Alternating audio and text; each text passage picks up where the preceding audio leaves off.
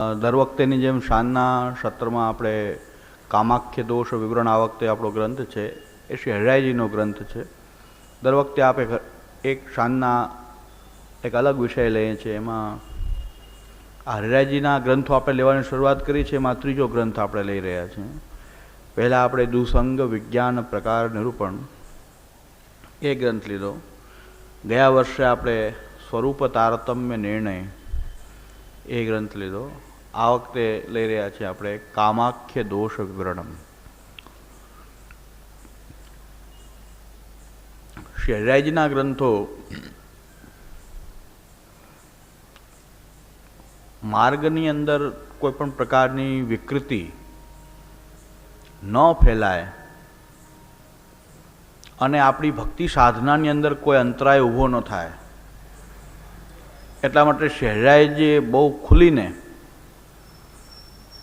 અત્યારે ભલે આપણને એમ લાગતું હોય કે અવિવેક છે કે આવું બોલો છો કે તેવું બોલો છો, પણ હરિરાયજી પણ એ વખતે ખુલીને આ વંચકોને પણ ખુલ્લા પાડતો ગ્રંથ આપણે જોયો દુસંગ વિજ્ઞાન પ્રકાર નિરૂપણ, કે ભક્તિના નામે કેવી છેતરપિંડી લોકો કરતા હોય છે. પછી સ્વરૂપની અંદર તારતમ્ય છે. મહાપ્રભુજીના પધરાવેલા ઠાકોરજીને અત્યારે બિરાજતા ઠાકોરજીમાં કોઈ પણ પ્રકારનું તારતમ્ય વિચારવું એ પણ પુષ્ટિ સિદ્ધાંતથી સંપૂર્ણ રીતે વિરુદ્ધ છે. શ્રીનાથજીથી લઈને સાતી નિધિ મહાપ્રભુજી ગુસાઈજીના ઠાકોરજી અને વૈષ્ણવના ઘરમાં બિરાજતા ઠાકોરજી એમાં કોઈ પણ પ્રકારનું તારતમ્ય નથી. પણ જીવ જે છે એમાં તારતમ્ય હોય છે. સ્વરૂપમાં તારતમ્ય વિચારવું જોઈએ નહીં. જીવને એમાં તારતમ્યવાળા જીવ હોઈ શકે છે કે કોઈ જ્ઞાન સહિત એ ભક્તિ સ્નેહ કરનારા પુષ્ટિ હોય, જ્ઞાન અને સ્નેહ સંયુક્ત કરતા હોય તો એમને પોતાના સેવ્યની અંદર આધિદૈવિક કૃષ્ણનો જ અનુભવ થાય છે. એમની સેવા એમને આધિદૈવિક સેવાનો અનુભવ એ જ સેવામાં થાય. સેવા તો એ જ છે, પણ અધિકારી ભેદથી સેવાને આધિદૈવિક, આધ્યાત્મિક કે આધિભૌતિક એમાં રહે છે. બીજો પ્રકાર એ બતાવ્યો કે ભલે જ્ઞાન કદાચ ન હોય પણ મહાપ્રભુજીની મર્યાદાને સંપૂર્ણપણે જાણીને, કમસે કમ એટલું જાણી લે ગ્રંથોથી કે મહાપ્રભુજીની સેવા વિષયક મર્યાદા કેટલી, એ મર્યાદાથી જો ચ્યુત થયા વિના જો મર્યાદાથી પણ સેવા કરતો હોય મહાપ્રભુજીની મર્યાદા અનુસાર, તો પણ એને કદાચ આધિદૈવિક સેવા નહીં થાય તો પણ આધ્યાત્મિક લેવલ સુધી તો એની સેવા રહેશે અને દેહાંતરે એને સેવાનું મુખ્ય ફલ પણ પ્રાપ્ત થશે. પણ જે લોકોને જ્ઞાન પણ નથી, સ્નેહ પણ નથી, જ્ઞાન રહિત પોતાના સેવ્ય સ્વરૂપનું પણ જ્ઞાન નથી અને સેવા ખાલી ક્રિયાવત કર્યા કરે છે, તો ગંગાજીના પાન સ્નાન કરવાની ઈચ્છાવાળો ગંગાજીથી દૂર હોય તો એના સ્નાન પાનથી વંચિત રહે, એમ ભગવાનની પાસે રહેવા છતાં નિરંતર ભગવાનથી એની દૂરી જ બની રહે છે. ઠાકોરજીની પાસે હોવા છતાં પણ એને મૂર્તિ જ જાણતો હોય ને કૃષ્ણ ન જાણતો હોય તો એની ભગવાનથી દૂરી બનેલી જ છે. સેવા કરતાં કરતાં પણ ક્યારેય સેવાની અંદર એનો આગળ વિકાસ જે થવો જોઈએ ભક્તિમાં એ થઈ શકશે નહીં. એટલે એની સેવા આધિ ભૌતિક જ રહેશે. એનું નિરૂપણ શ્રી હરિરાયજીએ સ્વરૂપ તારતમ્ય નિર્ણય એની અંદર શ્રી હરિરાયજીએ એ નિર્ણય આપણને બતાવ્યો છે. હવે આપણી જે ભક્તિ સાધના સેવાની હોય કે કથાની હોય એની અંદર સૌથી વ્યવધાન કરનારા જે આપણા દુશ્મનો છે એ આપણી અંદર જ રહેલા છે. કામ, ક્રોધ, લોભ, મોહ, મદ, મત્સર, ષડ રીપુ જેને કહેવાય છે કે 6 દુશ્મન તો આપણી અંદર જ બેઠા છે. બહારથી દુસંગ હોય કે ન હોય પણ 6 દુશ્મન તો કામ, ક્રોધ, લોભ, મોહ, મદ, મત્સર એ આપણી અંદર જ છે અને એના કારણે આપણા સેવાની સાધનામાં વિક્ષેપ ઉત્પન્ન થાય છે. એની જો બળવાન બની જાય આ દોષો તો સેવામાં પ્રતિબંધક થાય છે. તો સેવાયામ પ્રતિબંધક ત્રયમ, એમાં સેવાની અંદર 3 પ્રતિબંધકો છે. તો એની અંદર એક લૌકિક ભોગ પણ પ્રતિબંધક, ઉદ્વેગ પ્રતિબંધો ભોગો વા સ્યાત્તુ બાધકમ. એમાં ભોગ છે બે પ્રકારનો છે, પ્રતિબંધ બે પ્રકારનો છે, સાધારણ અને ભગવત્કૃત પ્રતિબંધ. અને ભોગ બે પ્રકારનો છે, અલૌકિક ભોગ અને લૌકિક ભોગ. પણ લૌકિક ભોગને બાધક કહેવાય છે, પ્રતિબંધક કહેવાય છે. અલૌકિક ભોગ તો ભોગને ફલની અંદર જ સામેલ કરવામાં આવ્યો છે.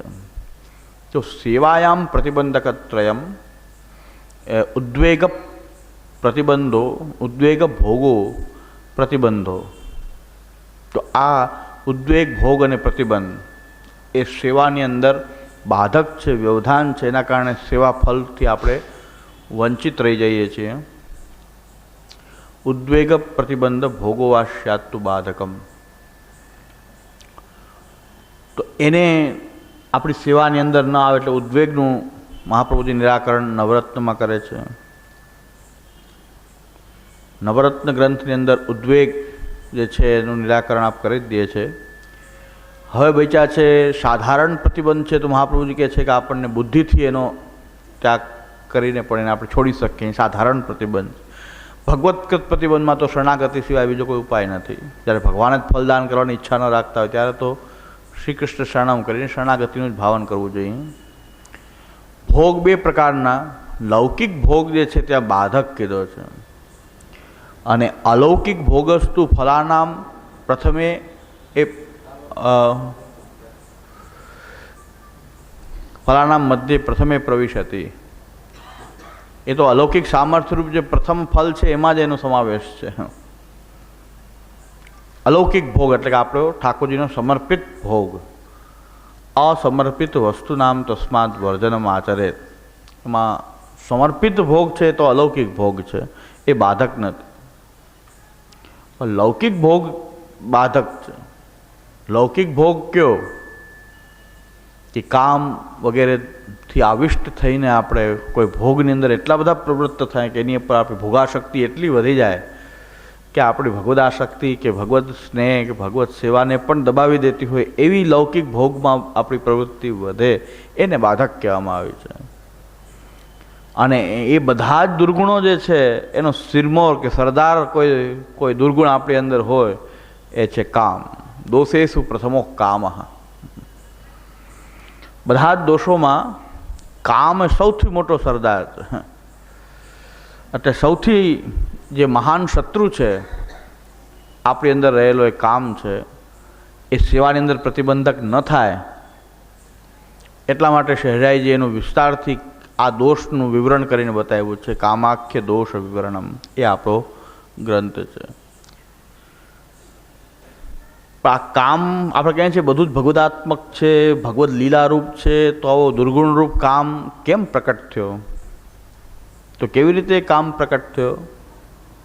તો મૂળભૂત રીતે ભગવાન પોતે જ સર્વ આ સૃષ્ટિરૂપ જગતરૂપ પણ પોતે જ બન્યા છે. આપણે પહેલાં એ સમજવું જોશે. આ જગતરૂપ ભગવાન પોતે જ બન્યો છે. આ રૂપ પણ એણે જ ધારણ કર્યું છે. સૃષ્ટિ આખી જે છે એ ભગવાનનું જ રૂપ છે, એને ધારણ કરેલું રૂપ છે. આખી સૃષ્ટિ એ રૂપવાળી છે, ભગવાનના રૂપવાળી છે. પણ ભગવાનની લીલા કે પોતાથી કોઈ અલગ હોય ત્યારે તો પોતાના અભેદને અદ્વૈતને ખંડિત કર્યા વગર પોતાની અંદર જ ભગવાને વિવિધ રૂપોને ધારણ કર્યા છે. એ રૂપ નામ વિભેદેના જગત ક્રીડતીઓ હતા. વિવિધ નામ રૂપોને ધારણ કરીને એક લીલા પોતે જ કરી રહ્યો છે. હવે ભગવાનની અંદર આપણે જાણીએ છીએ કે ઐશ્વર્ય, વીર્ય, યશ, શ્રી, જ્ઞાન, વૈરાગ્ય આ 6 ધર્મો ભગવાનની અંદર રહેલા છે. જીવાત્મા ભગવાનથી છૂટો પડ્યો ત્યારે આ 6 અંશ રૂપે એની અંદર હતા જ. ભગવાનથી છૂટો પડેલો અંશ છે, અગ્નિમાંથી છૂટો પડેલો તણખો છે. તો એમાં અગ્નિ તો જ્યાં તણખામાં પણ છે, પણ ધીરે ધીરે દૂર જવાથી એને વિચરણ થયો અને અવિદ્યાનો સંપર્ક થયો. તો ઐશ્વર્ય, વીર્ય, યશ, શ્રી, જ્ઞાન અને વૈરાગ્ય જે જીવાત્માની અંદર અંશાત્મના હતા એ તિરોહિત થયા, એ ઢકાઈ ગયા, તિરોહિત થયા. આ લીલા જ છે પ્રભુની કે બધા જીવમાં છૂટા પડે એનું ઐશ્વર્ય, વીર્ય, શ્રી, જ્ઞાન, વૈરાગ્ય એનો આનંદાંશ તિરોહિત થયો. એની સાથે એનું ઐશ્વર્ય, વીર્ય, યશ, શ્રી, જ્ઞાન, વૈરાગ્ય પણ તિરોહિત થયો.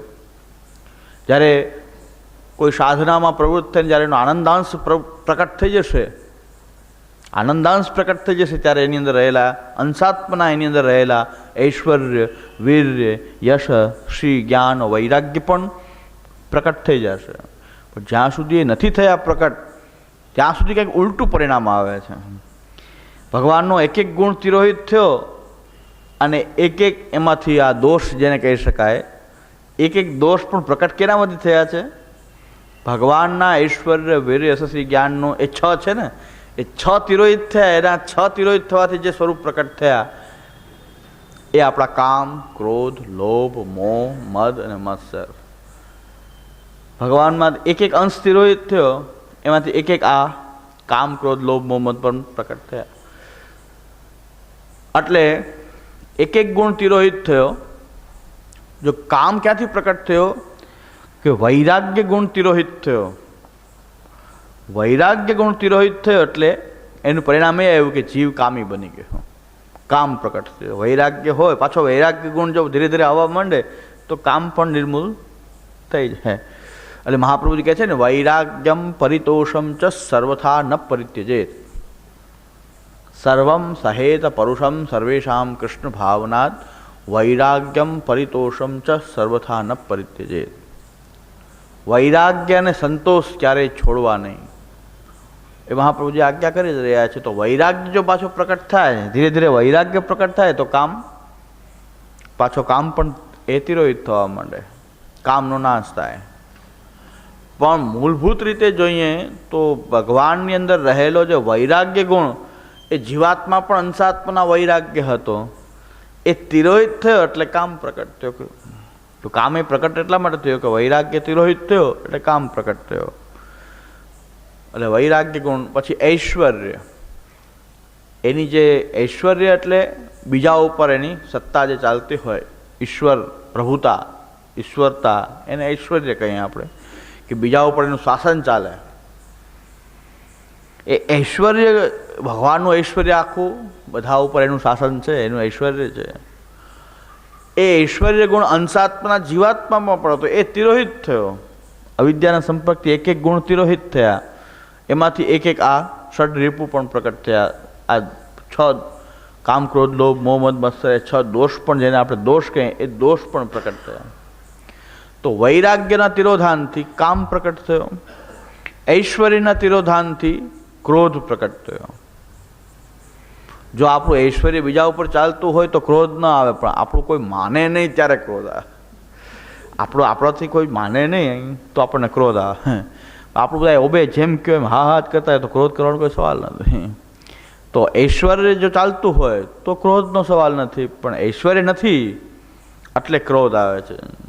જે છોકરા માનતા ન હોય એના ઉપર ક્રોધ આવે, કારણ કે એને ઐશ્વર્ય માનતા નથી. જે માનતા હોય એમાં ક્રોધ થવાનો કોઈ સવાલ નથી.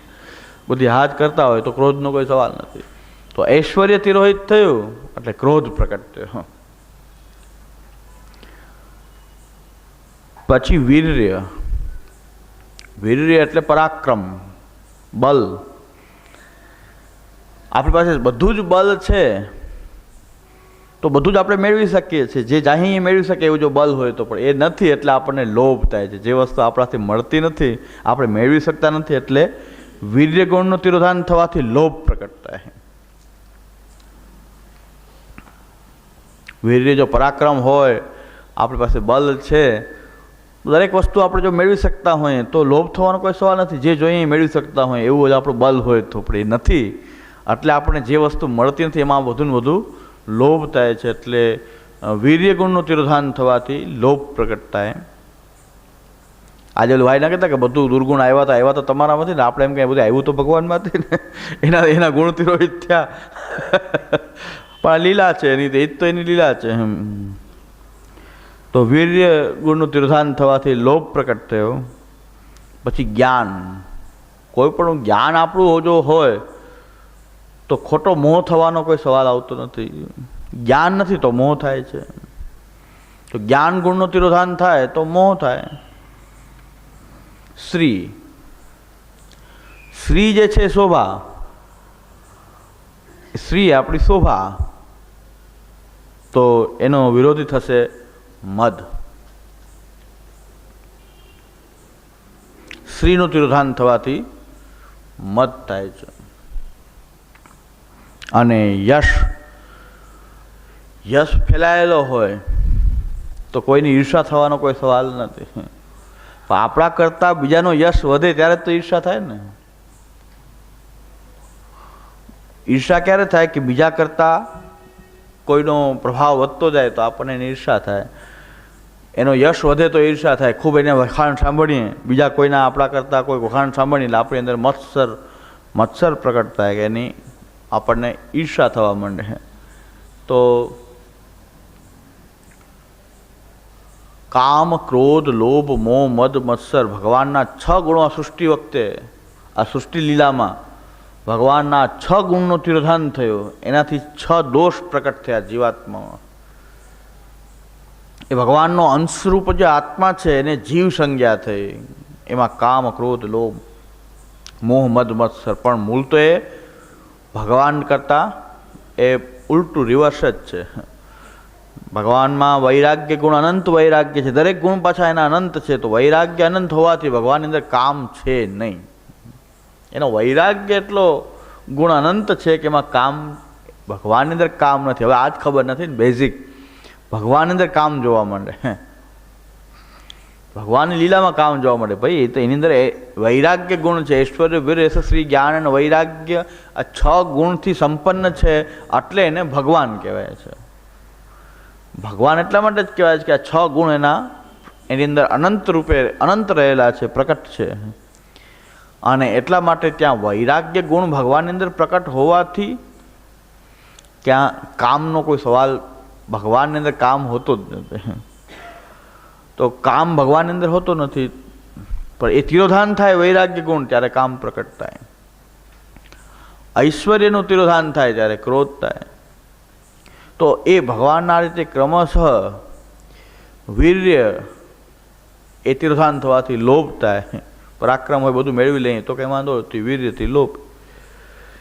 યશ જે છે એનાથી મત્સર. યશ ગુણ જે ઐશ્વર્ય, વીર્ય, યશનું તિરોધાન થવાથી મત્સર એટલે કે ઈર્ષા થવા માંડે. બીજાનો યશ જોઈને આપણને ઈર્ષા થાય. પણ આપણો યશ બધે પ્રસરેલો હોય તો જેમ ભગવાનનો સર્વત્ર એનો યશ અનંત છે તો એને કોઈ ઈર્ષા થવાનો કે મત્સરનો સવાલ નથી. પણ ઐશ્વર્ય યશનું તિરોધાન થવાથી મત્સર થાય. ઐશ્વર્ય, વીર, યશ. શ્રીનું તિરોધાન થવાથી મદ થાય. શ્રી ગુણનું તિરોધાન થવાથી મદ એ થાય છે કે શ્રી જે છે એ મદ હોય છે. શ્રી ગુણનું એમ કહેવાય છે કે શ્રી એટલે શોભા, શ્રી એટલે સંપત્તિ. શ્રી ગુણ એવો છે ભગવાનનો કે સેવકાશ તાદૃશાયથી બીજાને પણ પોતાના જેવા બનાવે છે. બીજા એના જેવા જ હોય તો મત થવાનો ક્યાં સવાલ છે? બીજા કરતાં હું ઊંચો છું એ તો મત છે. શ્રી ગુણનું તિરોધાન છે. શ્રી તો ભગવાન તો એવા છે કે સેવકાશ તાદૃશા યદી શ્રીઓ હિ પરમાકાષ્ઠા સેવકાશ તાદૃશા યદી. શ્રીની પરમાકાષ્ઠા એ છે કે ભગવાનના સેવકો પણ ભગવાન જેવા એ એનો શ્રી ગુણ છે. એના જેવા સ્વરૂપેણ અવતારેણ લિંગેન ચ ગુણેન ચ તારતમ્યમ સ્વરૂપે દેહેવા તત્ક્રિયા શુભા. એ પ્રકારથી એના જેવા હોવાથી સેવકાશ તાદૃશા યદી. વાર્તા પ્રસંગમાં જુઓ મહાપ્રભુજીના સેવકોમાં પણ મહાપ્રભુજીના ગુણો પ્રકટ દેખાયા આપણને.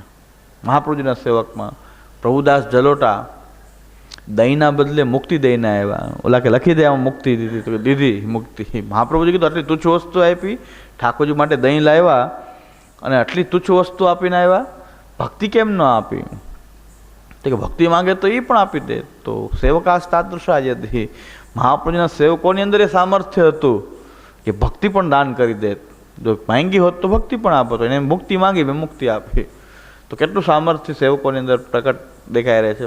ગુસાઈજીના પણ એક જીવનદાસ ક્ષત્રિય એ મેઘને કહે છે કે રોકાઈ જાય છે, ત્યાં ને ત્યાં રોકાઈ જાય છે, હમણાં વરસતો નહીં.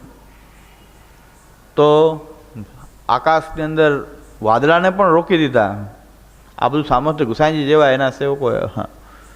મહાપ્રભુજીના સેવક શુદ્ર વિષ્ણુદાસ છીપા માયાવાદીઓ સાથે શાસ્ત્રાર્થ કરતા અને એને બધા નીચેથી જ પરાસ્ત કરી દેતા. સેવકાશ તાદૃશા યદી.